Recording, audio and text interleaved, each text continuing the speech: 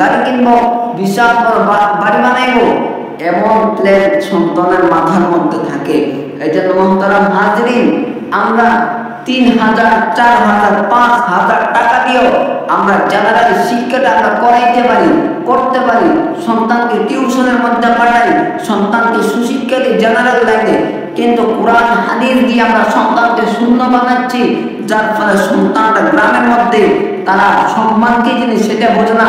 আর সম্মান যদি কোনো মানুষকে না করে, তাহলে মনে রাখবেন আল্লাহর তরফ থেকে কখনো রহমত আসবে না। আল্লাহ রাসূল একটা হাদিসের মধ্যে বলছেন, তোমরা বড়দেরকে সম্মান করো এবং ছোটদেরকে স্নেহ করো, মায়া করো, ভালোবাসো। সেটা তো আজকে গ্রামের মধ্যে দেখা যায় না। তার কারণ হচ্ছে একটাই, সন্তানকে জেনারেল শিক্ষা আপনি দিতেছেন, কিন্তু কোরআন এবং হাদিসের শিক্ষা দিয়ে সন্তানকে শূন্য বানিয়েছেন, যার ফলে সন্তান সেই আমলটা করতে রাজি না, সন্তান সেটার উপরে থাকার জন্য বিদ্যমান না। সেটার জন্য আমরা আজকে দেখতে পাই সোশ্যাল মিডিয়া বলেন, টিকটক বলেন, ইউটিউব বলেন, ফেসবুক বলেন, যেখানেই বলেন আপনি শুধু দেখবেন মানুষ নাচ গান বাজনা এভরিথিং, এই সমস্ত কিছুর মধ্যে সে লিপ্ত।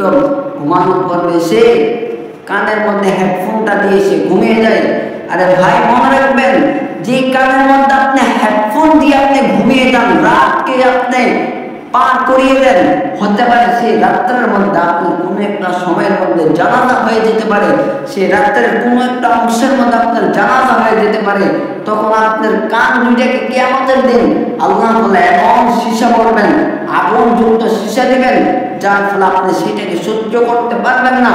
আমি বলছি না আপনি গুনাহ করবেন না, আপনি গুনাহ করেন, আমি 1000 বার বলছি আপনি গুনাহ করেন, আপনি গুনাহ করেন, যদি আপনি জাহান্নামের আযাবকে যদি সহ্য করতে পারেন।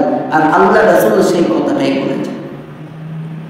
কোন মানুষ যদি বলে আমি জাহান্নামের আযাবকে, আমি এমন শক্তিশালী মানুষ যে জাহান্নামের আযাবকে আমি সহ্য করার জন্য সেই ক্ষমতা আল্লাহ আমার ভিতরে দিয়েছেন, তাহলে আপনি বুঝাবেন সমস্যা নেই।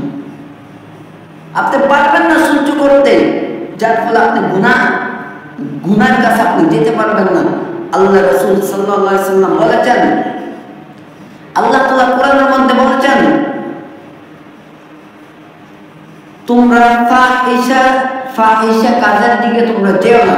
অর্থাৎ যে কাজটা মন্দ কাজ, সে মন্দ কাজের দিকে আমরা যেন অগ্রসর না হই। আল্লাহ যেন আমাদের সকলকে শোনা এবং বুঝার থেকে বেশি বেশি আমল করার তৌফিক দান করা। সকলে বলি আল্লাহুম্মা আমিন। ওয়া আখির দাওয়ানা আলহামদুলিল্লাহি রাব্বিল আলামিন।